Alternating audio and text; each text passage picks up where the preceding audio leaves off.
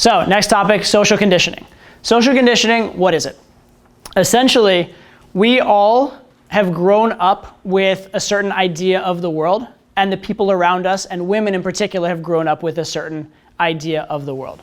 And this is very critical in dictating what we assign value to, how we interpret various things, how we view romantic relationships, what we expect other people to do in a relationship, those kind of things.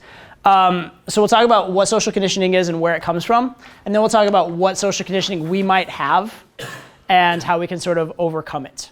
And also what the girls' social conditioning is and how we can overcome that, okay?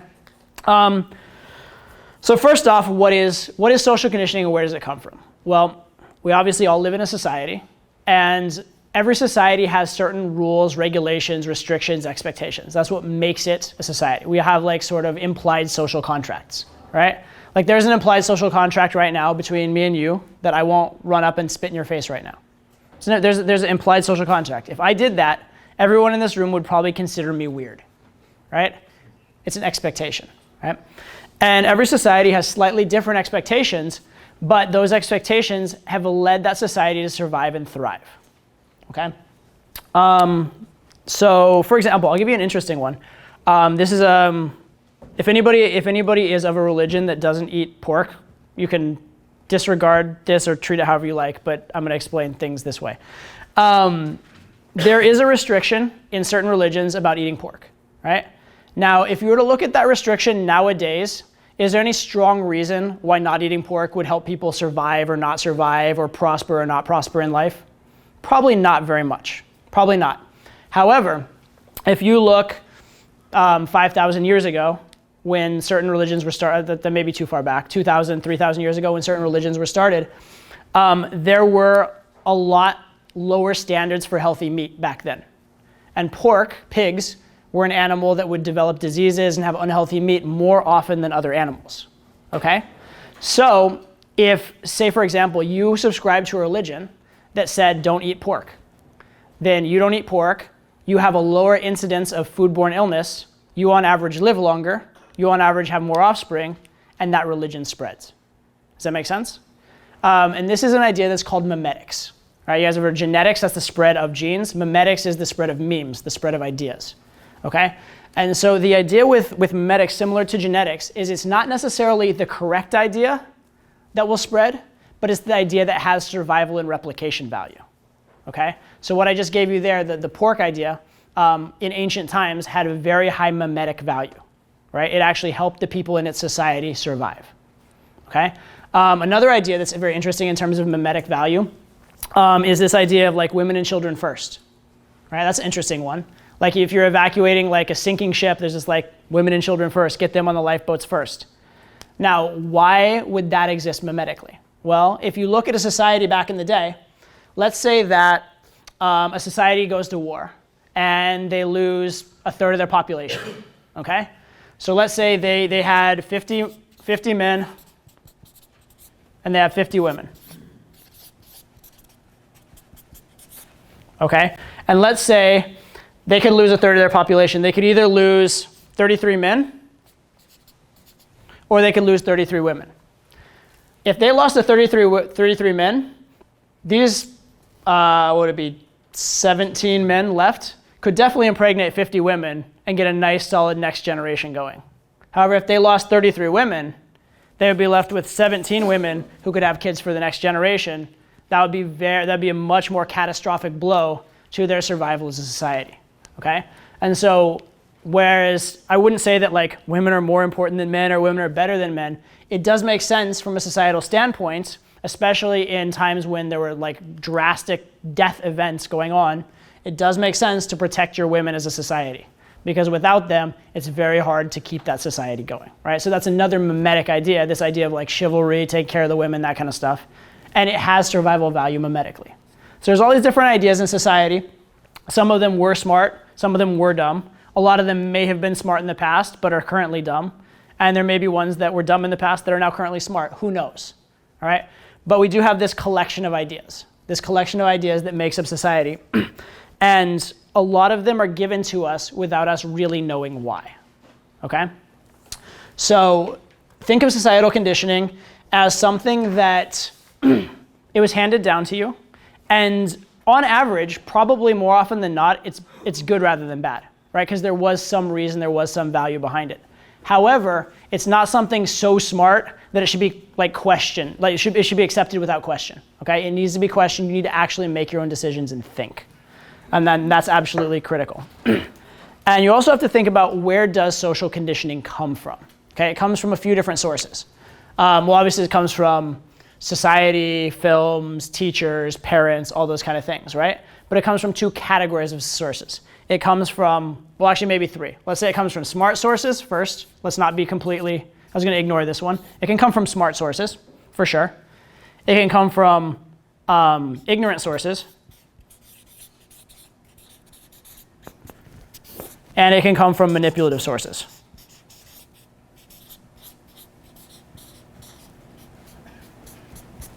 Right? Smart source would be something like, if someone tells you not to, stick metal things in an electrical outlet, that's probably coming from someone who tried it before, they have experience, they're telling you not to do it. You don't have to do that a bunch of times yourself to figure it out. Or don't put your hand flat on a burning stove. Probably want to take that. It's coming from a smart source, and a mistake you shouldn't repeat.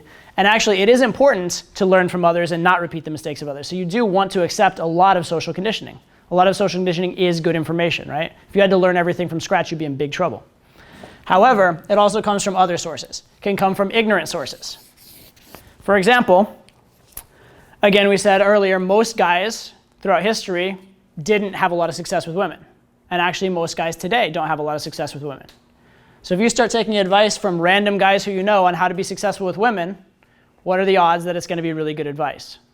Not the greatest, right? And it's not that those people have bad intentions, they just don't know any better, right?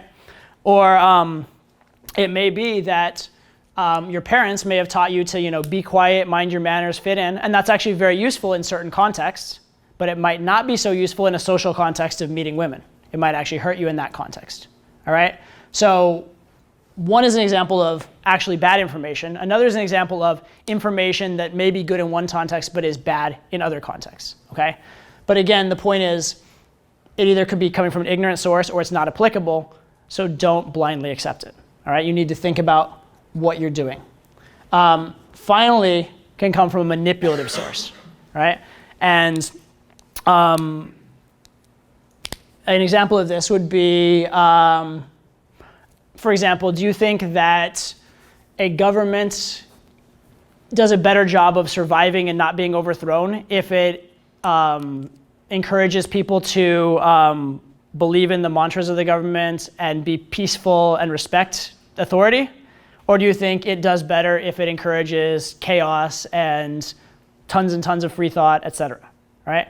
Just for the survival value of the people in charge, there is a certain reason why they would want you not to think certain ways.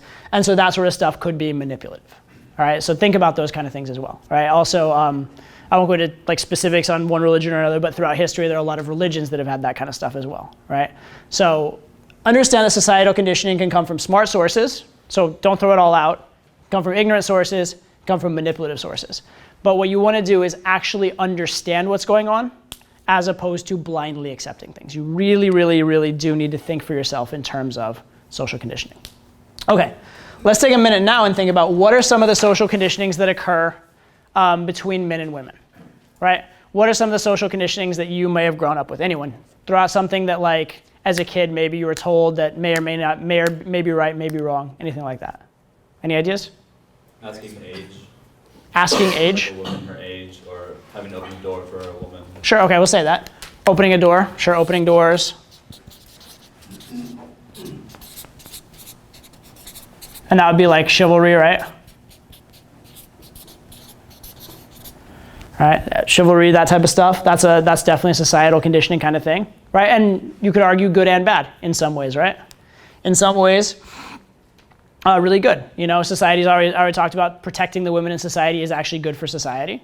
Also, to be fair, doing nice things for a girl does probably in some ways give her a good experience in life, right? So it's not bad to be nice to someone. However, what are the downsides of chivalry? Provider.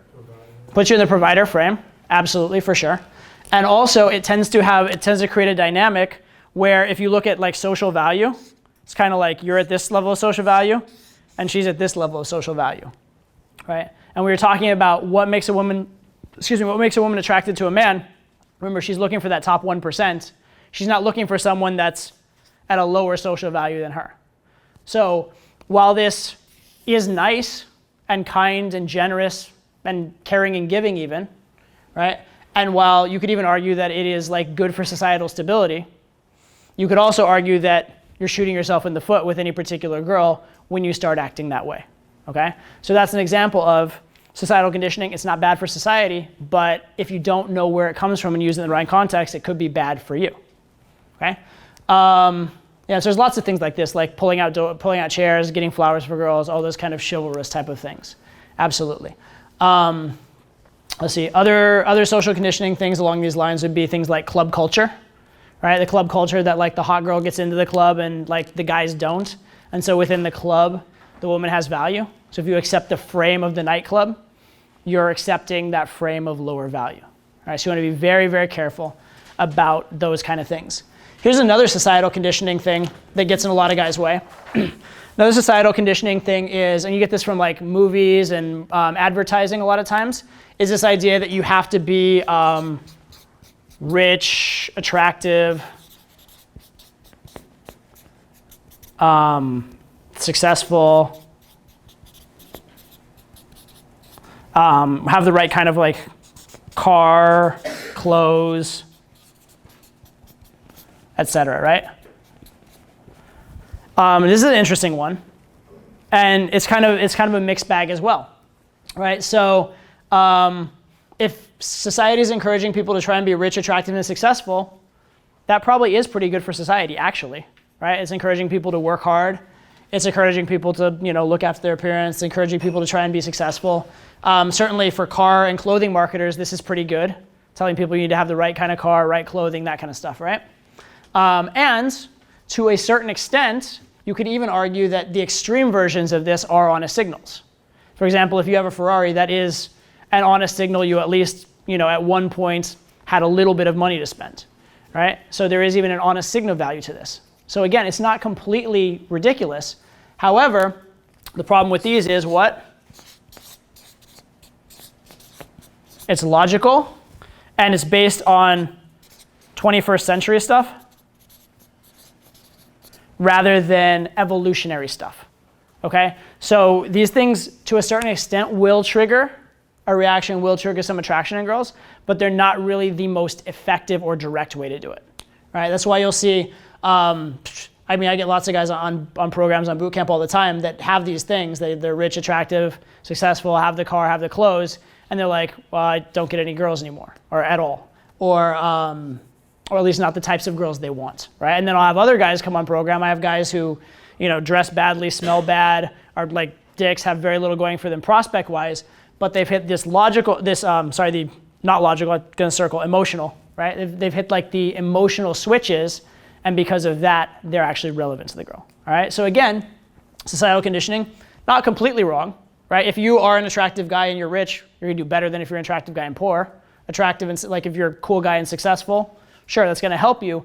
But when you start pursuing these other things, thinking that it will make up for your lacks in other areas, or thinking that it's the solution to everything, that's where you get yourself into real problems. And that's where guys get really, really disappointed, right? They spend 20 years trying to become this guy on the cover of a magazine. They get there and they realize there's no women in that life.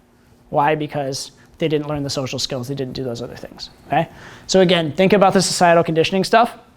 And I'm not gonna say again to reject all of it, because a lot of it is good. However, think for yourself. Here's another thing too, which is short-term, long-term on this. So let's say that, let's take me 15 years ago. So I'm an 18-year-old, I'm just going to college, right? This is when I started in the game. At this point, 18-year-old me, am I rich? No. Am I attractive? Kind of. I was a college soccer player. I'm in good shape, but I kind of had acne. I wasn't the most stylish. I didn't know what I was doing yet. So I'm like, we'll say like even, maybe, kind of attractive. Successful? Not really yet. I'm going to a good school, but like not really. Did I have car, clothes, etc.? No, I came from like a, I was actually at my school because I was academically smart. I actually went to school with a lot of people that came from richer places than me. So compared to everybody else, I was pretty low on that totem pole too, right? So I didn't have a lot going for me back then, right? If I were to buy into all these things and I were to try and get girls, I'd be like, well, I'm not as rich as the kids I go to school with. I'm as attractive as some, not that successful yet, don't have the car and clothes. I'd be like, I give up. I can't compete. Who cares, right? So here's another really interesting concept for game and for life, which is if you can't do anything about it right now, don't worry about it, right? If I'm gonna go approach a girl, I'm 18 years old, I'm gonna go approach a girl, can I make myself more rich before the approach? Can't do it? Okay, then rich doesn't matter. Fuck it. Girls don't care about rich guys. Can I make myself more attractive before the approach? Not unless there's a mirror there and I can fix my hair real fast, but probably not, right? Can't do it? Okay, doesn't matter. Can I make myself more successful before the approach? No, can't do it. Can I change my clothes before the approach? Probably not. Can I get a new car? Probably not. All right. So even if these things do matter, to me at that moment, there's no point in having them matter because there's nothing I can do about them, right? Similarly, if I were a rich guy, I still couldn't make myself richer before the approach, still can't make myself more attractive before the approach, etc. So while these may be things to aspire to in the long run, in any given moment, there's no point in buying into that societal conditioning. And that's actually true for a lot of that stuff, right? And that's where this like sort of paradox of do looks matter, does like getting in the gym matter? Yeah, it matters in the long run, but don't be that guy that has to look good before you go talk to a girl or has to like get jacked before you talk to a girl, all right? Because there's nothing you can do about it in that moment. So a lot of times the societal conditioning stuff and becoming an overall better person by either society standards or better yet your own standards is very important, but it isn't important in the moment of that interaction.